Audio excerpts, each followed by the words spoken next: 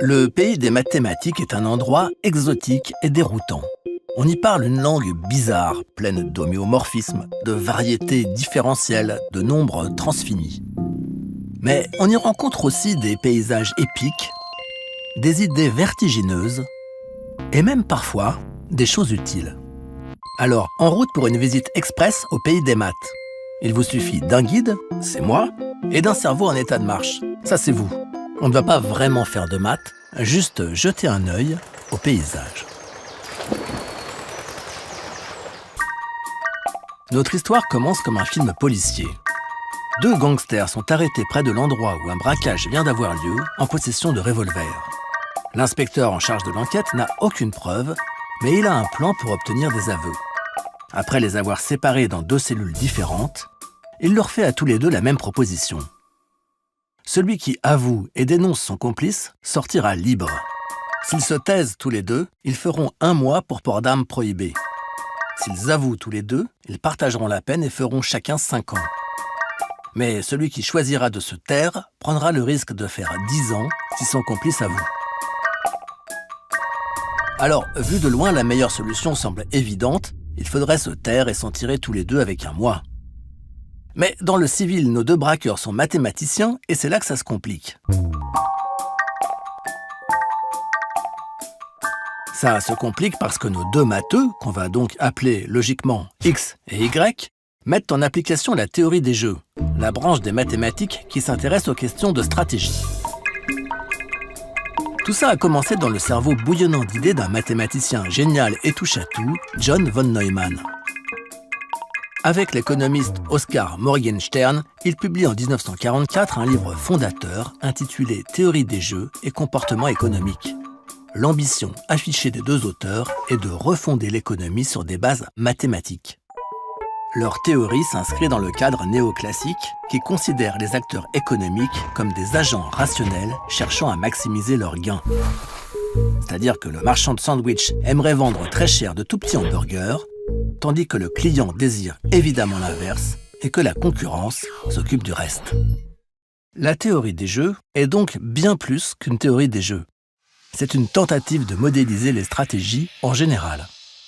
On peut l'appliquer au poker, aux négociations salariales ou à la dissuasion nucléaire. Et ce n'est pas un hasard si c'est en pleine guerre froide que la théorie des jeux se développe. États-Unis et Russie sont alors confrontés à un dilemme du prisonnier. Faut-il coopérer pour limiter les armements, au risque d'être trahis, ou tenter d'acquérir la domination par la force ? En 1950, un autre mathématicien, John Nash, futur prix Nobel d'économie, ajoute la clé de voûte à l'édifice de la théorie des jeux. Il montre que dans les situations où plusieurs acteurs doivent effectuer des choix sans se concerter, il existe un point où plus personne n'a intérêt à changer de stratégie unilatéralement. C'est ce qu'on appelle un équilibre de Nash. Et ça tombe bien parce que c'est exactement la situation dans laquelle se retrouvent nos deux mathématiciens gangsters. Dans leur cas, il y a 2 acteurs avec chacun 2 possibilités. Coopérer ou trahir, ce qui donne un tableau à 2 entrées avec 4 résultats possibles. 1. Ils coopèrent tous les deux et écopent d'1 mois chacun. 2. X trahit et Y coopèrent. X sort libre et Y fait 10 ans de prison. 3. C'est Y qui trahit et X qui coopère. Y est libre et X fait 10 ans. Et enfin 4. Ils trahissent tous les deux et font 5 ans chacun.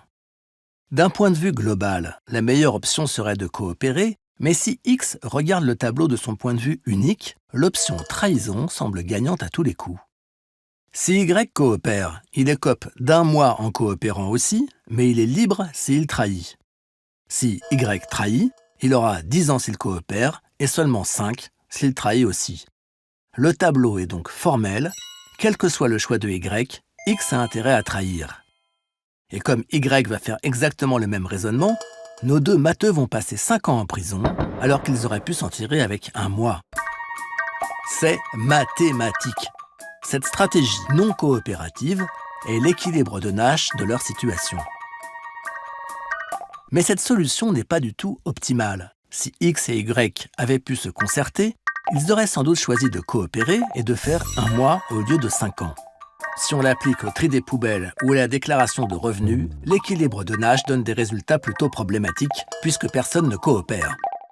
Dans cette logique, John von Neumann, qui est aussi l'un des pères de la bombe atomique américaine, défend l'idée d'une guerre préventive pour empêcher l'Union soviétique de devenir une puissance nucléaire. Et c'est pour montrer que l'équilibre de Nash n'aboutit pas toujours à la meilleure solution qu'un groupe de mathématiciens de Princeton invente la même année le dilemme du prisonnier. Cette logique égoïste semble être l'horizon indépassable des échanges. À moins que les choses ne soient un peu plus compliquées. Tiens, une autre histoire. X et Y sont voisins. Le premier se lève tôt et aime l'opérette. Le second se couche tard et préfère le punk rock. Vont-ils essayer de coopérer en limitant le volume de leur musique ou tenter de passer en force? C'est ce qu'on appelle un dilemme du prisonnier itéré. Il ne s'agit plus d'un choix unique, mais d'une série de choix successifs. On pourrait tracer un petit tableau où les différentes cases correspondraient au plaisir d'écouter sa musique à plein volume, au déplaisir d'être réveillé par celle du voisin, etc., etc. La grande différence, c'est qu'en s'inscrivant dans la durée, la situation permet d'instaurer un dialogue qui passe par la succession des coopérations et des trahisons.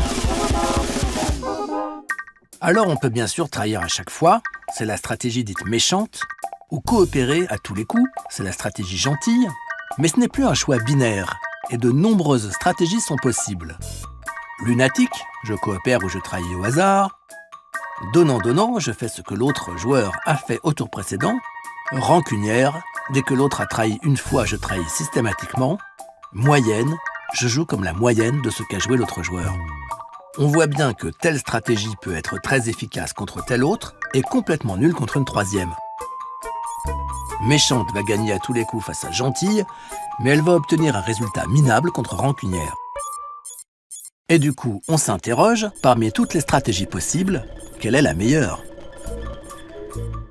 C'est justement cette question que s'est posée le professeur de sciences politiques Robert Axelrod.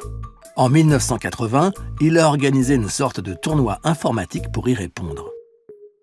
Une soixantaine de stratégies plus ou moins sophistiquées lui ont été soumises, et c'est donnant-donnant qui a remporté le tournoi. Le dilemme du prisonnier itéré inverse complètement les conclusions du dilemme original et montre qu'il est plus payant de prendre le risque de coopérer plutôt que de profiter de ceux qui vous font confiance. Ce résultat a beaucoup intéressé les biologistes parce qu'il apportait une réponse à l'un des mystères de l'évolution, l'altruisme. Comment des comportements altruistes peuvent-ils apparaître dans la nature alors que la sélection naturelle s'exerce sur les individus et semble donc récompenser l'individualisme? Et c'est précisément une forme d'évolution que Robert Axelrod a ensuite simulée par ordinateur. On part d'une population de stratégies diverses, mélangées à parts égales, et on les sélectionne en fonction du score obtenu face à leurs rivales.